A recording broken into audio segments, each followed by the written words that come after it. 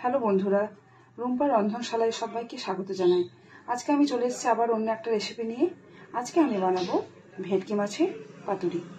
তার জন্য আমি এখানে মাছগুলোকে ভালো মতো ধুয়ে নিয়েছি। ঠিক আছে, জল ঝরিয়ে ভালোভাবে রেখেছিলাম। ভেটকি পাতুরির জন্য আমি এখানে একটা কলা পাতা নিয়ে নিয়েছি। ঠিক আছে, এরপর এটাকে আমি এক্ষুনি আগুনে সেঁকে নেব।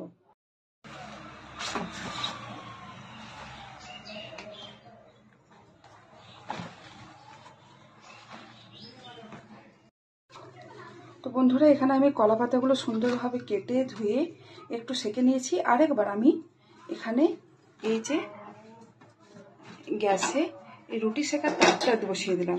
দিয়ে এখানে আমি কলা পাতাগুলোকে আরেকটু ভালোভাবে সেঁকে নিয়ে আসছি।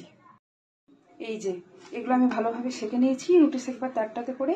এতে কি হবে না, কলা পাতার যে শক্ত ভাবটা থাকে সেটা দেখুন পুরো নরম হয়ে গেছে। ঠিক আছে, এরপর কিন্তু আমি এটার মধ্যে মাছগুলো অনায়াসেই দিয়ে আমি এটা ফোল্ড করতে পারবো, আর ভাঙবে না।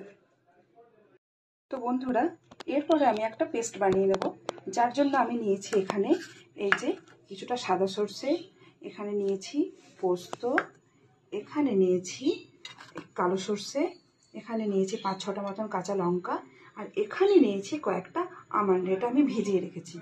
ঠিক আছে, এটা আমি পেস্ট বানিয়ে নিয়ে ফিরছি। এখানে আমি মিক্সির মধ্যে সমস্ত কিছু দিয়ে দিয়েছি এবং শেষে দিয়ে দিলাম এই কয়েকটি বাদাম।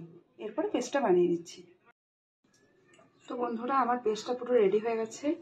এরপর আমি এখানে দিয়ে দিচ্ছি লবণ, তারপরে দিয়ে দিচ্ছি হলুদ, একটুখানি দিয়ে দিচ্ছি কাশ্মীরি মির্চ পাউডার দিয়ে দিলাম, কালারটা ভালো আসবে।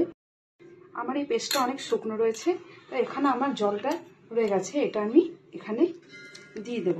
দিয়ে এটা আমি ভালো মতো মেখে নেব। তো পেস্টটা মেখে নিলাম। এরপর এখানে দিয়ে দেব সর্ষের তেল। তো সর্ষের তেল দেওয়ার পর মাখিয়ে নিয়েছি। ঠিক আছে, এরপর এখানে দিয়ে দেবো এক এক করে মাছগুলো। তো দেখো বন্ধুরা, এখানে আমি সুন্দরভাবে মাছটার সাথে মিশ্রণটা ভালো মতো মাখিয়ে আমি ম্যারিনেট করে রেখে দিলাম। ঠিক আছে, এটা আমি এখন 30 মিনিট মতো রেখে দিচ্ছি, তারপরে আমি আবার ফিরছি।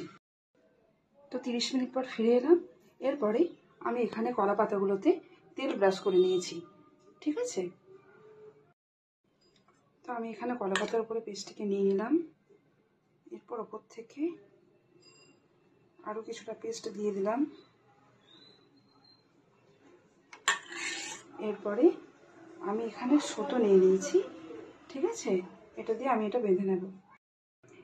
এখানে মাছগুলোর উপরে একটা করে, এই যে প্রত্যেকটা মাছের উপরে এখানে একটা করে কিন্তু ছেঁড়া কাঁচা লঙ্কা দিয়ে দেব। ঠিক আছে, এই যে তো এই যে এখানে আমি সবগুলো রেডি করে নিয়েছি। ঠিক আছে, এগুলো আমি ভালো মতো বেঁধে নিয়েছি সুতো দিয়ে। এখানে আমি কড়াই বসিয়ে দিয়েছি, এখানে আমি হালকা তেল দিয়েছি একটুখানি। এরপর আমি এখানে এক এক করে মাছগুলোকে দিয়ে দেবো।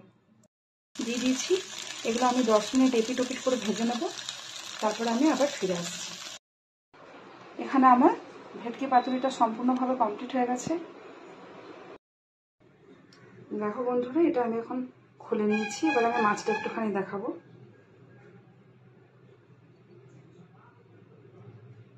মাছটা কি সুন্দর নরম হয়ে গেছে, কি সুন্দর মাছটা সেদ্ধ হয়েছে।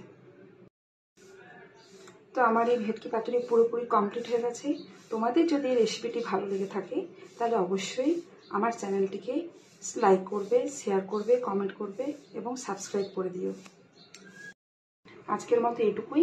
আবার অন্য একটা ভিডিওতে অন্য রেসিপি নিয়ে হাজির হব। ধন্যবাদ।